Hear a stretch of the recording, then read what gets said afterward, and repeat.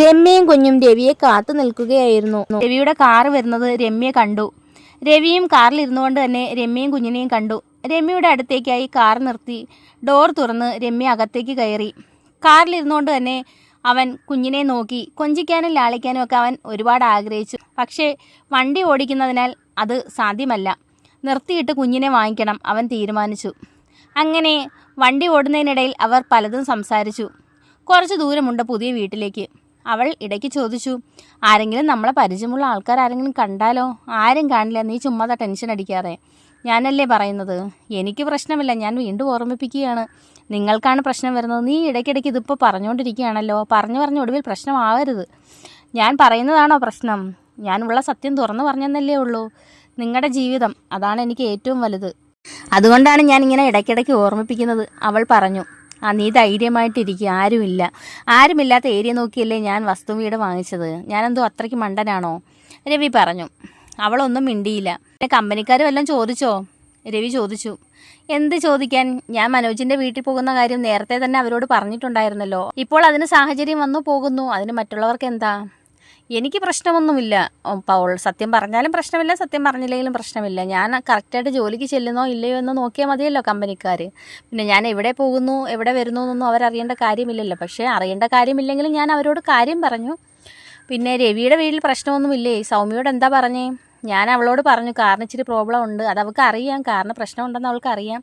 പിന്നെ അത് ഉടനെ തന്നെ പണിയേണ്ട പ്രശ്നമാണോ എന്ന് അവൾ ചോദിച്ചു. ഞാൻ പറഞ്ഞു രാവിലെ കാറിനൊരു പ്രശ്നം ഉണ്ടായിരുന്നു, അതുകൊണ്ടാണ് ശരിയാക്കുന്നതെന്ന് ഞാൻ പറഞ്ഞു. അപ്പോൾ അവൾ പറഞ്ഞു ഓക്കെ എന്നാൽ കൊണ്ടുപോയി ശരിയാക്കാൻ പറഞ്ഞു.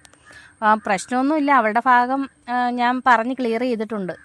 വീട്ടിലോട്ട് പോകാൻ നേരം കുറച്ച് സർപ്രൈസ് ഗിഫ്റ്റോ എന്തെങ്കിലും കൂടെ വാങ്ങിച്ചുകൊണ്ട് പോകാം, അവൾക്കൊരു സന്തോഷമാകട്ടെ, അവൻ പറഞ്ഞു. അത് തന്നെ. ഒന്നാമത് നമ്മളിങ്ങനെയൊക്കെയുള്ള കാര്യങ്ങൾ ചെയ്യുന്നു, പിന്നെ അവളുടെ മനസ്സിലോ എന്തെങ്കിലും ഒരു സംശയം വന്നാൽ ആകെപ്പാടെ പ്രശ്നമാവും. അതുകൊണ്ട് അവളെ ഒരു കാരണവശാലും അവൾക്ക് സംശയം ഉണ്ടാകുന്ന തരത്തിലോ ഒന്നും പെരുമാറരുത്. അവൾക്ക് ഇഷ്ടമുള്ള സാധനങ്ങളൊക്കെ വാങ്ങിച്ചു കൊണ്ടുപോയി അവളെ എപ്പോഴും സന്തോഷിപ്പിക്കണം, രമ്യ ഉപദേശിച്ചു. അതൊക്കെ ഞാൻ ഏറ്റു. എങ്ങനെ ജീവിച്ച ആൾക്കാരാണ് നമ്മൾ രണ്ടുപേരും. ഇപ്പം നമ്മൾ ആരെയൊക്കെ പേടിക്കണം? രമ്യ പറഞ്ഞു. എല്ലാം നീ കാരണമല്ലേ. അവൾ പിന്നെ മിണ്ടിയില്ല. കുഞ്ഞുരു എന്താ മിണ്ടാതിരിക്കുന്നേ? രവി ചോദിച്ചു. അവൾക്ക് നിങ്ങളെ പരിചയമില്ലല്ലോ, എന്നെ മാത്രമല്ലേ അറിയൂ. ആണോടെ ചക്കരെ, ഇനി നമ്മൾ എപ്പോഴും പരിചയപ്പെടാൻ നിൽക്കുകയല്ലേ അല്ലേ? പൊന്നിന് എന്തോ വേണം? രവി കാറിലിരുന്നുകൊണ്ട് ചോദിച്ചു. എന്ത് വേണം മക്കളെ പറ, രമ്യ കുഞ്ഞിനോട് ചോദിച്ചു. കുഞ്ഞ് ചിരിച്ചതല്ലാതെ ഒന്നും പറഞ്ഞില്ല. സംസാരിക്കുമോ? പിന്നെ അവൾ സംസാരിക്കും. ഇപ്പോൾ 3 വയസ്സായല്ലോ, അടുത്ത വർഷം സ്കൂളിൽ എവിടെയെങ്കിലും ആക്കണം, അവൾ പറഞ്ഞു. നമുക്ക് കണ്ടുപിടിക്കാം എവിടെയെങ്കിലും, നമുക്ക് നല്ല സ്കൂളിൽ പഠിപ്പിക്കും അവളെ. ഇത് കേട്ടതും രമ്യയ്ക്ക് മനസ്സ് നിറഞ്ഞു. കുഞ്ഞിൻ്റെ കാര്യം കൂടി രവി പരിഗണിക്കുന്നുണ്ടല്ലോ, തന്നെ മാത്രമല്ല. അല്ലെങ്കിൽ തന്നെ ഈ വീടും വസ്തുവും വാങ്ങിക്കുന്നത് തന്നെ തന്നെയും കുഞ്ഞിനെയും രക്ഷിക്കാനാണല്ലോ. അങ്ങനെ അവൾക്ക് ഇരട്ടി സന്തോഷമായി. കുഞ്ഞിനെയും അദ്ദേഹം ശ്രദ്ധിക്കും, തന്നെയും ശ്രദ്ധിക്കും. ഇങ്ങനെ അങ്ങ് ജീവിതകാലം മുഴുവൻ പോയാൽ മതി. വേറെ ഒരു ആഗ്രഹവും ഇനി ഈ ജന്മമില്ല, അവൾ ദൈവത്തോട് പ്രാർത്ഥിച്ചു. അങ്ങനെ സംസാരിച്ചും പറഞ്ഞും രവി പറഞ്ഞു, നമുക്കൊരു ചായ കുടിച്ചാലോ? ഏതെങ്കിലും ഒരു ഒഴിഞ്ഞ കടയെടുത്ത് വണ്ടി നിർത്താം. ആരും ശ്രദ്ധിക്കാത്ത ഏരിയ നോക്കി അവൻ വണ്ടി ഓടിച്ചു. എന്തായാലും അത്യാവശ്യമായിട്ടൊരു ചായ കുടിക്കണം, വല്ലാത്ത തലവേദന. അങ്ങനെ വണ്ടി ഓടിക്കൊണ്ടിരുന്നതും ഒരു സൈഡിൽ ഒരു മൂലയ്ക്കൊരു കട കണ്ടു. തട്ടുകടയാണ്, എന്നാലും അവിടെ ചായയുണ്ട്. അങ്ങനെ രമ്യയും രവിയും കുഞ്ഞും കൂടി ചായ കുടിക്കാനായി ഇറങ്ങി. അകത്തേക്ക് ഇരിക്കൂ സാർ, ചായയും പിന്നെന്താ വേണം? അവൻ അവളെ നോക്കി. ചായ മതി, അവൾ പറഞ്ഞു. ഓക്കെ എന്നാൽ ചായ മതി. കുഞ്ഞിന് പാലും വെള്ളം? അവൾ കുടിക്കുമെന്ന് അറിഞ്ഞില്ല, എന്നാലും ഒരെണ്ണം പറഞ്ഞോ. അങ്ങനെ അവർ ചായയും കുഞ്ഞിനുള്ള പാലും വെള്ളവും എല്ലാം വാങ്ങിച്ച് പതുക്കെ ചായയൊക്കെ കുടിച്ചു. അതിനുശേഷം രമ്യയോട് അവൻ പറഞ്ഞു, നീ കാറിൽ കയറി ഇരിക്കൂ, ചായ കുടിച്ച് കഴിഞ്ഞാൽ വെറുതെ റോഡിൽ നിൽക്കണ്ട. അങ്ങനെ അവളും കുഞ്ഞും കൂടി കാറിനകത്തേക്ക് കയറി. പൈസയൊക്കെ കൊടുത്ത് അവനും കാറിൽ കയറി. ഇനി കുറച്ച് ദൂരം കൂടിയേ ഉള്ളൂ, അവൻ പറഞ്ഞു. ഇത്രയും ദൂരമാണല്ലേ? ഇത്രയും ദൂരമാണ്. ഞാനെങ്ങനെ ജോലിക്ക് വരും? അവൾ ചോദിച്ചു. നീ വീടൊക്കെ വാങ്ങിച്ച് സെറ്റിലായി കഴിഞ്ഞാൽ ഈ ജോലിക്ക് വരണ്ട. അയ്യോ, ഈ ജോലിക്ക് വരണ്ടേ? പിന്നെ ഞാൻ അങ്ങനെ കഴിയും? അതൊക്കെ ഞാൻ എന്തെങ്കിലും വഴി കണ്ടുപിടിക്കാം. നിന്നെ ജോലിക്ക് ഇനി വിടാൻ ഞാൻ ഉദ്ദേശിച്ചിട്ടില്ല. എന്തെങ്കിലും PSCയോ അല്ലെങ്കിൽ എന്തെങ്കിലും തൊഴിലധിഷ്ഠിത കോഴ്സ് നീ പഠിച്ചതും അതാണല്ലോ, അതിൻ്റേതായിട്ടുള്ള ജോലി എന്തെങ്കിലും ഞാൻ കണ്ടുപിടിച്ച് തരാം. ഇനി നീ ആ ജോലിക്ക് പോവണ്ട, അവൻ പറഞ്ഞു. ആ ജോലിക്ക് പോകണ്ട എന്ന് പറഞ്ഞിട്ട് ആ ജോലി കളഞ്ഞിട്ട് പിന്നെ ഞാൻ അവസാനം കഷ്ടതയിലാവരുത്. ഞാൻ അങ്ങനെ കഷ്ടതയിലാക്കാനാണോ നിനക്ക് ഈ വീടും വസ്തുവൊക്കെ വാങ്ങിച്ചു തന്നത്? ഞാൻ ജീവിച്ചിരിക്കും കാലം നിനക്ക് കഷ്ടതയൊന്നും ഉണ്ടാവില്ല, അവൻ ഉറപ്പ് കൊടുത്തു. രവി പറഞ്ഞാൽ പറഞ്ഞതാണ്, വാക്ക് പാലിക്കുകയും ചെയ്യും. അതുകൊണ്ട് തന്നെ നോക്കുമെന്ന് പറഞ്ഞാൽ നോക്കും. ആ കാര്യത്തിൽ രമ്യയ്ക്ക് 100% വിശ്വാസമാണ്. അങ്ങനെ രണ്ടുപേരും സംസാരിച്ചിരുന്ന് വീടെത്തി. ഒരു വലിയ വീടിൻ്റെ ഫ്രണ്ടിലാണ് വണ്ടി കൊണ്ടുവന്ന് നിർത്തിയത്. രമ്യ കാറിൽ നിന്ന് ഇറങ്ങി. ഏത് വീടാ? അപ്പുറത്തെ സൈഡിൽ ഇപ്പുറത്തെ സൈഡിലൊക്കെ വേറെയും വീടുകളുണ്ട്. ഏത് വീടാ? അവൾ ചോദിച്ചു. നീ ഒന്ന് സമാധാനപ്പെട്, നമ്മൾ ആ വീട്ടിലേക്ക് തന്നെയാണ് പോകുന്നത്. അവൻ്റെ മുഖത്തൊരു കള്ളച്ചിരി. അവൾ വിചാരിച്ചു അതിന് ഇപ്പുറത്തൊരു ചെറിയ വീട് ഇരിക്കുന്നു, അതായിരിക്കുമെന്നാണ് അവൾ കരുതിയത്. അവൾ ആ വീട്ടിലേക്ക് തന്നെയാണ് നോട്ടം ഉറപ്പിച്ചത്. രവിക്ക് മനസ്സിലായി അവൾ ആ വീടായിരിക്കും ഉദ്ദേശിക്കുന്നതെന്ന്. പക്ഷേ അതിനിപ്പുറത്തെ വലിയ വീടായിരുന്നു അവൻ അവൾക്കായി നൽകാൻ പോകുന്നത്. അവൾ അത് അറിഞ്ഞതേയില്ല. അങ്ങനെ രണ്ടുപേരും കൂടി വീടിനടുത്തേക്ക് നടന്നു നീങ്ങുകയാണ്. വലിയ വീടിൻ്റെ അടുത്തേക്ക് രവി നടക്കുന്നത് കണ്ട് രമ്യയ്ക്ക് അതിശയം തോന്നി. അവൾ ആ വീട്ടിലേക്ക് നോക്കി. വലിയ വീട്. അവൾക്ക് കണ്ണ് തെളി. ഈശ്വര, രവി ഇതാണോ തനിക്ക് വേണ്ടി വാങ്ങിച്ചത്? രവി! അവൾ അവിടെ നിന്നുകൊണ്ട് രവിയെ വിളിച്ചു. എന്താ വരുന്നില്ലേ? രവി ഇങ്ങടുത്തേക്ക് വരൂ. എന്താ? ഈ വീടാണോ രവി എനിക്ക് വേണ്ടി വാങ്ങിച്ചത്? അതെ, എന്ത് പറ്റി? ഇത്രയും വലിയ വീടോ? ആ, ഇത്രയും വലിയ വീട്. അതും എൻ്റെ പേരിൽ? ആ, നിൻ്റെ പേരിൽ. പ്രമാണമൊക്കെ 1 മാസം കഴിഞ്ഞ് നിൻ്റെ കയ്യിൽ കിട്ടും. അവൾക്ക് ബോധം കെടണോ അതോ എന്തൊന്നുമില്ലാത്തൊരു പതർച്ചയും ഒരു മൊത്തത്തിൽ അവൾക്കൊരു ഷോക്കടിച്ച പോലെ ആയിപ്പോയി. ഇത്രയും വലിയ വീട് രവി തനിക്ക് വേണ്ടി സമ്മാനിക്കുന്നു. അതും ദ്രോഹം മാത്രമേ താൻ രവിക്ക് വേണ്ടി ചെയ്തിട്ടുള്ളൂ. എന്നിട്ട് ഇങ്ങനെ ഒരു ഗിഫ്റ്റ്, അതും തൻ്റെ പേരിൽ. അവൾക്ക് എന്തെന്നില്ലാത്ത അതിശയം വിട്ടുമാറുന്നുണ്ടായിരുന്നില്ല. ഇത് വിശ്വസിക്കണോ, ഇത് സത്യമാണോ കള്ളമാണോ എന്നവൾ വീണ്ടും അതിശയം പൂണ്ട് അവിടെ നിന്നു. അവൻ കൈ പിടിച്ച് വലിച്ചു. നീ ഇങ്ങോട്ട് വാ, വീടൊക്കെ ചുറ്റി കാണ്, അന്തം വിട്ടാണൊക്കെ അങ്ങനെ തന്നെ നിൽക്കാതെ. അങ്ങനെ ഗേറ്റ് തുറന്ന് രണ്ടുപേരും അകത്തേക്ക് വന്നു. അവൾക്ക് വീട് നന്നേ ബോധിച്ചു. വലിയ വീട്, ഒരു 10-15 ആൾക്കാർക്ക് കഴിയാൻ പറ്റിയ വീടാണ്. തനിക്ക് മോൾക്കും ഇത്രയും വലിയ വീടിൻ്റെ ആവശ്യമുണ്ടോ എന്ന് അവൾ ചിന്തിച്ചു. പിന്നെ വിചാരിച്ച് ഇരിക്കട്ടെ, രാജകീയമായി തന്നെ കഴിയാം. അങ്ങനെ വീടും പരിസരവും ഒക്കെ നോക്കി. പരിസരവും അവൾക്ക് നന്നായി ഇഷ്ടപ്പെട്ടു.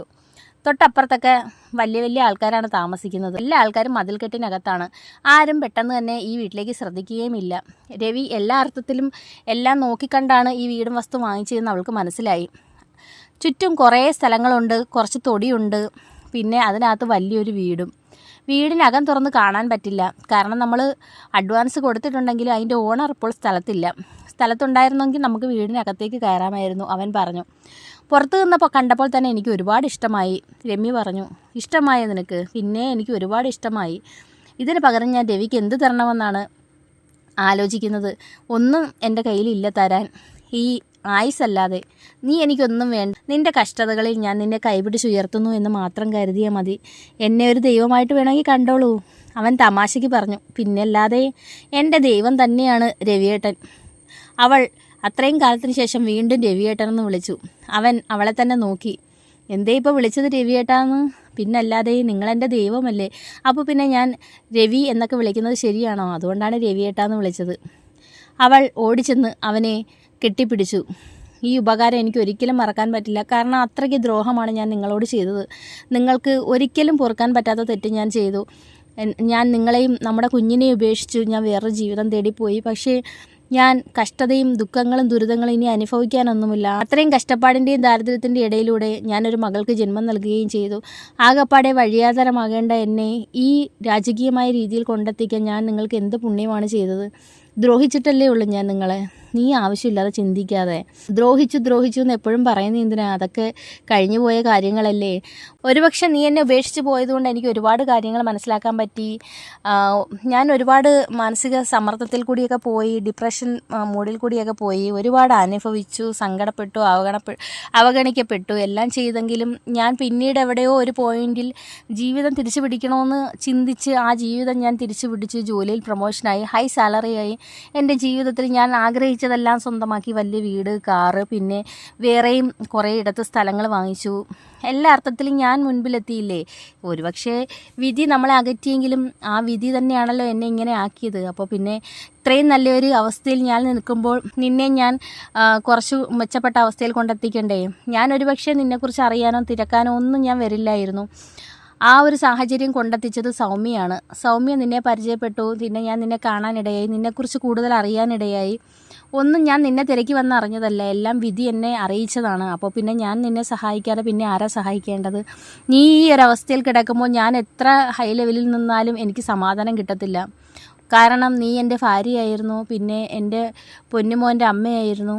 അപ്പോൾ എല്ലാ അർത്ഥത്തിലും നീ എന്നോട് എന്ത് ചെയ്തു എന്നതല്ല, ഞാൻ നിന്നെ അത്രത്തോളം സ്നേഹിക്കുന്നു എന്നതാണ് കാര്യം. അവൻ പറഞ്ഞു.